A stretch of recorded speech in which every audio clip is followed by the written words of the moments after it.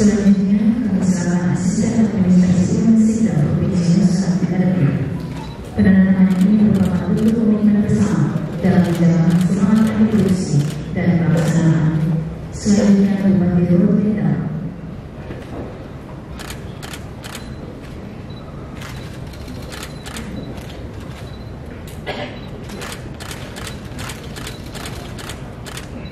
Selanjutnya, foto bersama menuju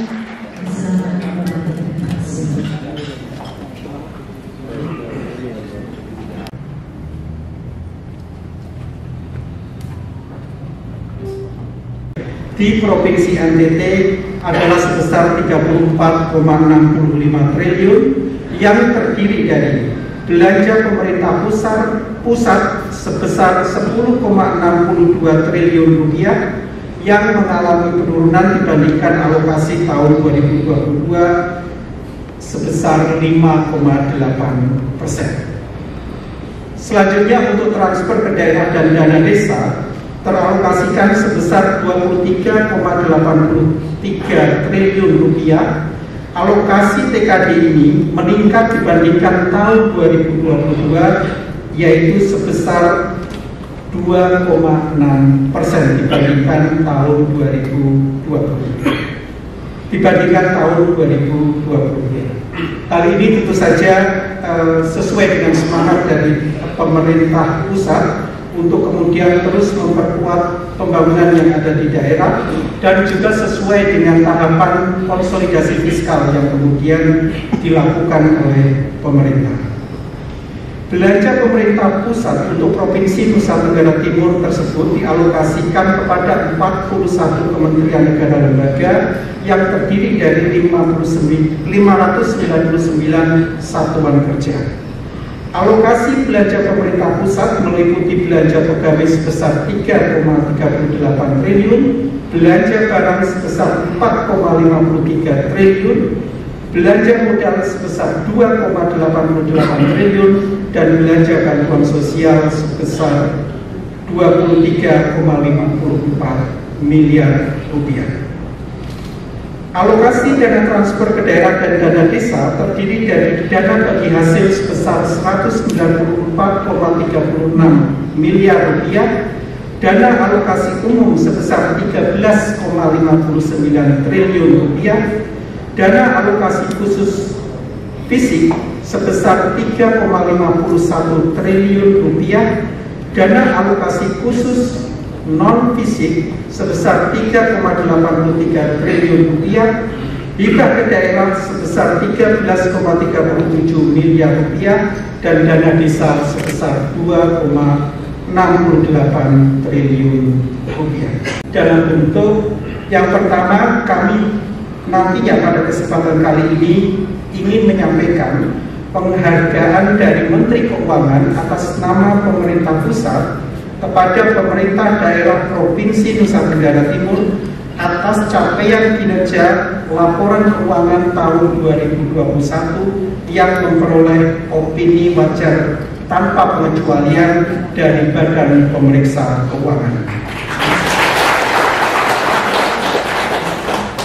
Opini ini dilandasi atas keyakinan memadai atas kesesuaian dengan standar akuntansi pemerintahan, kepatuhan terhadap ketentuan perundang-undangan, efektivitas pengendalian intern, dan kecukupan pengungkapan. Jadi Menteri Keuangan dalam hal ini, kami mewakili Menteri Keuangan memberikan apresiasi sebagai bentuk terima kasih kami bahwa pengelolaan keuangan di Provinsi Nusa Tenggara Timur telah dilaksanakan mengikuti prinsip-prinsip tata kelola yang baik. Yang kedua, pada kesempatan kali ini juga kami ingin menyampaikan penghargaan terkait dengan capaian kinerja untuk memperoleh WTP 5 tahun berturut-turut. Jadi selain penghargaan dalam bentuk piagam terkait dengan capaian di tahun 2021, kami juga memberikan penghargaan untuk yang telah meraih 5 tahun berturut-turut. Dan dalam hal ini Provinsi NTT telah meraihnya dalam waktu 7 tahun berturut-turut. Sehingga kemudian terdapat lagi penghargaan dari Menteri Keuangan atas capaian kinerja ini. Selanjutnya pada kesempatan kali ini juga kami ingin menyampaikan apresiasi kepada Bapak Gubernur dan seluruh jajaran pemerintah Provinsi Nusa Tenggara Timur yang telah bersama-sama dengan kami untuk kemudian menyusun buku profil BLUD di seluruh Provinsi Nusa Tenggara Timur. Kami menyadari bahwa BLUD yang sebagian besar merupakan rumah sakit pemerintah daerah merupakan ujung tombak dalam pelayanan kesehatan di Provinsi Nusa Tenggara Timur. Oleh karena itu, kami mengharapkan dengan adanya profil BLUD ini nantinya, maka kemudian bisa mendorong perbaikan tata kelola dalam pengelolaan BLUD yang ada di Provinsi Nusa Tenggara Timur. Warahmatullahi wabarakatuh. Shalom, Om Swastiastu, Namo Buddhaya. Yang saya hormati Kanwil Forkopimda, Bapak Jati, Bapak Kapolda, dari pada sore hari ini. Kita bersyukur bahwa acara ini bisa terlaksana dan ini sangat bisa dapat kita pergunakan sebagai instrumen, tentunya APBN, APBD, APBDes menjadi instrumen pembangunan di Nusa Tenggara Timur. Saya tidak mau banyak kasus saya ngomong, tapi ini masalah yang selalu terjadi dan saya perlu stressing kembali. Bapak Presiden juga sekarang waktu itu juga sampaikan, kita sekali lagi terlalu banyak kita belajar, tetapi tidak ada hasil apa. Itu kenapa? Karena kita serius sekali dalam administrasi pemerintahan semata-mata. Karena itu saya kadang-kadang lihat orang terima WTP itu, ya itu keharusan kan, itu bukan prestasi sebenarnya Pak Anjar. Jadi kalau orang terima WTP itu bukan prestasi, itu keharusan. Prestasinya adalah karena belanja maka terjadi kesejahteraan. Dia sebagai instrumen APBN, APBD, APBDes menjadi instrumen untuk mensejahterakan rakyat. Jadi jangan dibalik bahwa kita pengelolaan uang yang baik, maka kita WTP, maka kita bangga. Itu memang ya itu keharusan saja. Tujuannya bukan WTP. Tujuan APBN, APBD, dana transfer daerah, semua itu capai APBDes. Untuk keputusan belanja desa, kabupaten, kota, dan provinsi sampai dengan negara. Tujuan utama adalah mensejahterakan masyarakat Indonesia. Yang dalam hal ini juga masyarakat Nusa Tenggara Timur yang nanti juga terbagi dalam sistem pemerintahan pada kabupaten dan kota sampai dengan desa. Nah, ini harus menjadi tujuan. Jadi tujuan administrasi pengelolaan administrasi yang benar baik, juga tujuan dalam pembangunan untuk kesejahteraan rakyat tercapai. Kita ini kadang-kadang tujuan untuk pengelolaan administrasinya baik, tapi tujuan untuk pembangunan kesejahteraannya tidak jalan. Contoh, makanya saya harapkan ini menjadi catatan kita. Kita tahu semua bahwa teorinya mengajarkan kepada kita bahwa untuk mencapai kesejahteraan, maka kita harus melakukan modernisasi pada proses. Tapi kita lihat hampir seluruh kabupaten, kita lihat sekitar 60-70% penduduk Nusa Tenggara Timur itu adalah pada sektor pertanian. Saya mau tanya ke para bupati, wali kota atau minimal bupati, saya yang hadir atau wakil bupati, berapa persen perencanaan anggaran daerah itu untuk modernisasi pada sektor pertanian? Ini karena kita bisnis as usual.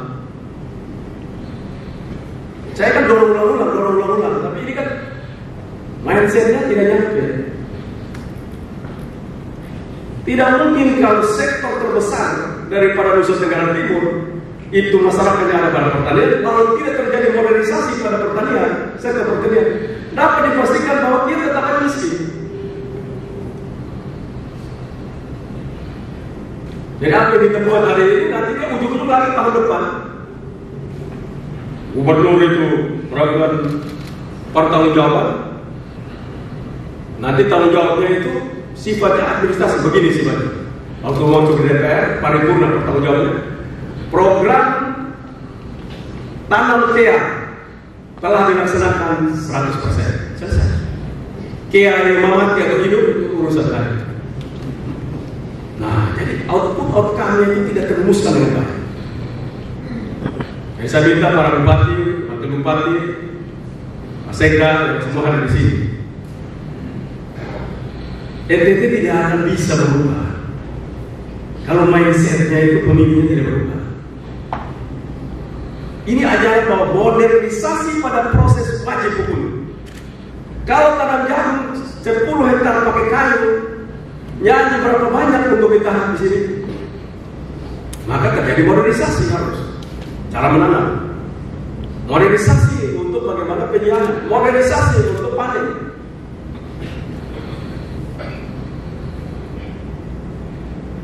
Kalau tidak bisa, kapan hari Bapak Presiden menyampaikan kebanggaan terhadap pertumbuhan ekonomi Maluku Utara 27%. NTT itu 3,3. Banyak orang ngomong gini. Pertumbuhan ekonomi itu bagus. Memang kita semua kerja begitu. Tetapi cara berhitung pertumbuhan ekonomi itu hati-hati. Kalau sumbangan pertumbuhan ekonomi itu datang dari ekspansi kelompok besar, walaupun pertumbuhan ekonomi tinggi, tapi disparitas kemiskinan itu masih tetap ada. Hati-hati. Kita harus lihat sumbangan pertumbuhan itu datang dari mana? NTT 3%. Bila sumbangan itu terbesar datang dari kelompok terbesar yaitu pertanian, dapat dipastikan bahwa terjadi perubahan pada kelompok ini. Itu cara melihat pertumbuhan itu begitu. Jadi jangan kita itu mendewakan pertumbuhan, lalu akhirnya kita anggap orang pertumbuhan 27% pasti semua orang kaya. No, kita cek dulu. Apakah itu datang dari kelompok besar ekspansi? Apa? Gampang itu. Maka pertumbuhan begitu besar. Tetapi kelompok-kelompok ini yang menikmati. Tetapi pada kelompok petani, nelayan, peternak yang notabene seluruh Indonesia kecuali di kota, tapi di seluruh Indonesia di desa, kelompok ini kalau tidak tersentuh dan sumbangan pertumbuhan ekonomi tidak datang dari mereka, dapat dipastikan tempat itu tidak akan terjadi perubahan lagi. Bolehlah ahli-ahli ekonomi ada, mari kita bantu. Karena itu saya selalu ulang-ulang, pertumbuhan ekonomi boleh tinggi dengan catatan sumbangan terbesar harus datang dari para kelompok besar yang mengelola profesi-profesi tadi. NTT pertanian, peternakan, perikanan, terbesar ini sektor pariwisata. Ini kelompok-kelompok besar. Karena itu saya minta para bupati fokus betul untuk mendorong pertumbuhan pada sektor ini. Nah, untuk mendorong pada sektor pertumbuhan ini, maka harus dilakukan modernisasi pada proses-prosesnya. Cara tanamnya itu tidak pakai kayu lagi. Kalau dorong layar murah 1 juta ya itu mesin. Tanam jagung itu loh, dorong itu. Lalu cari bagaimana tanam padi yang cepat pakai mesin, tanam sorghum cepat pakai mesin. Seluruh biji-bijian dicari caranya supaya ini, cara tanam yang cepat. Biji yang lain jangan dipikirin.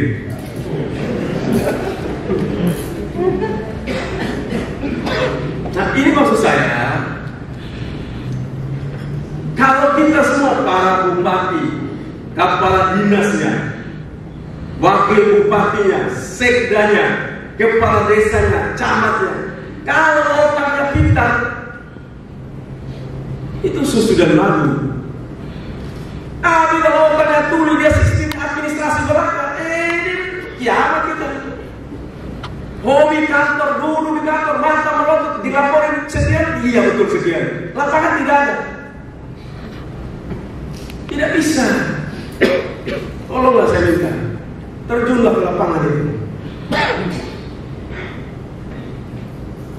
Akhirnya kalau tidak bisa kita minta TNI Polri bantu. Bukan tugas mereka sebenarnya, cuma kan tidak bisa. Tanam jagung pun kita harap, tanam kelor pun kita harap.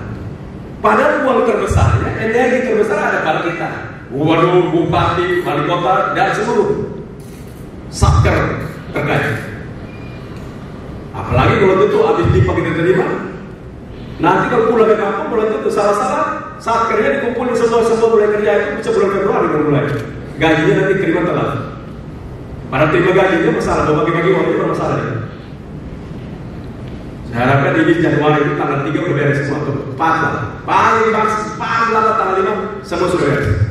Lapangan udah bisa jalan. Ini bisa tidak ya para bupati ini, wakil bupati? Bisa tidak? Bisa tidak ini? Ya bisa jalan mana boleh kerja.